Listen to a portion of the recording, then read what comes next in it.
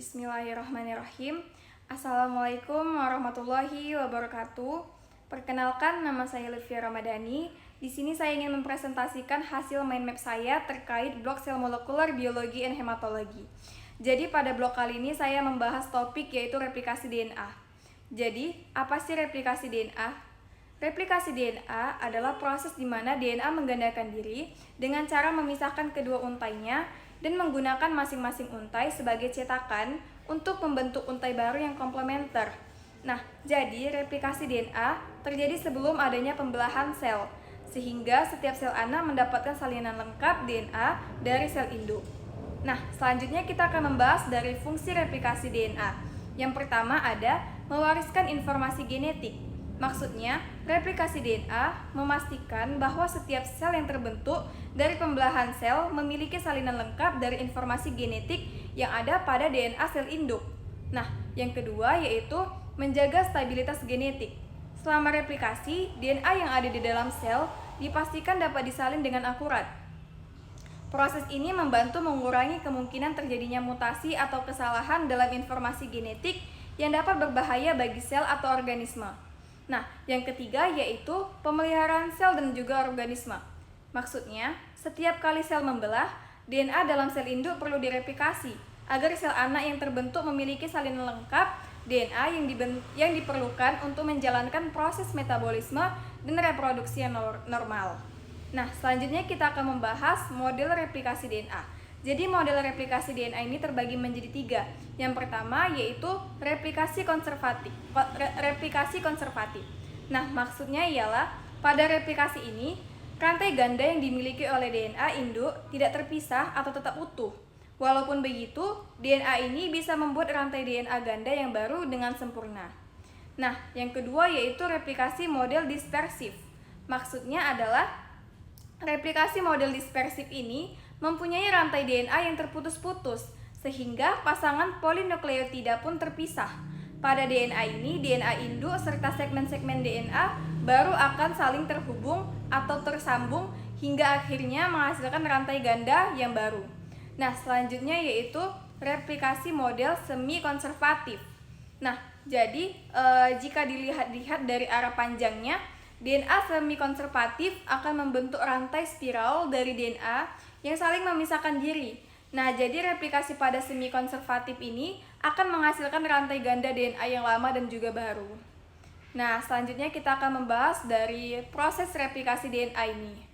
Nah, jadi dari proses replikasi DNA, yang proses pertama kalinya itu enzim helikase membuka heliks ganda DNA induk. Nah, lalu yang kedua selanjutnya protein pendamping untai tunggal menstabilkan DNA induk yang belum terlipat. Selanjutnya, untai utama yaitu leading strand disintesis secara terus-menerus oleh DNA polimerase.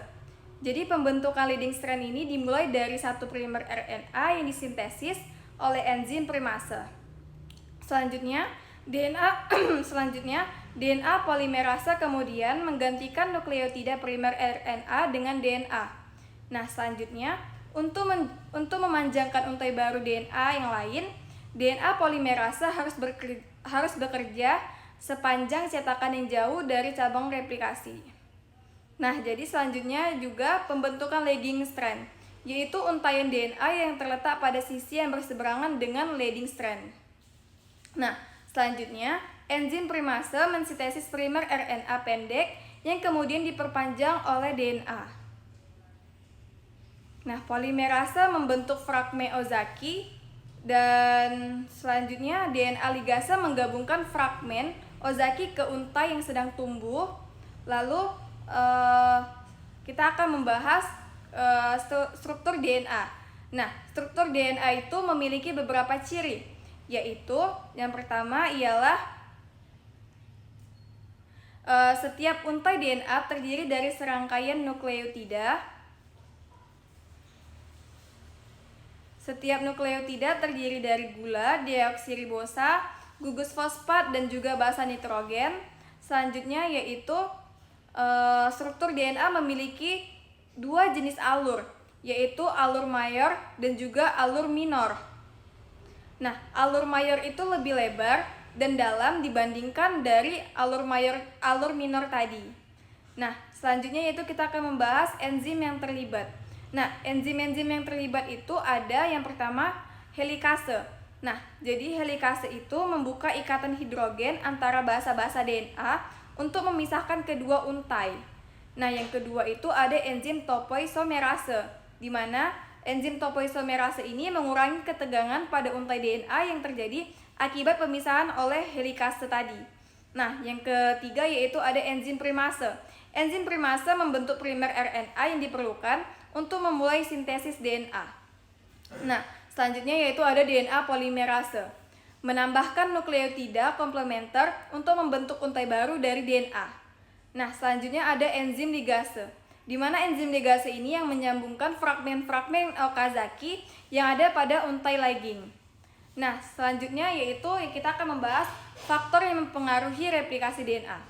Jadi faktor yang mempengaruhi replikasi DNA ini ada yaitu radiasi, seperti radiasi UV dan juga sinar X, yang dapat menyebabkan kerusakan pada DNA dan mengganggu juga proses dari replikasi. Selanjutnya yaitu ada bahan kimia seperti agen alkilasi dan juga obat-obatan kemoterapi yang dapat merusak DNA dan juga mengganggu mekanisme perbaikan dari replikasi. Nah, selanjutnya yaitu ada infeksi virus yang juga dapat mempengaruhi replikasi DNA. Misalnya pada infeksi virus yang membawa materi genetik mereka sendiri dalam sel yang mempengaruhi jalur replikasi DNA yang normal.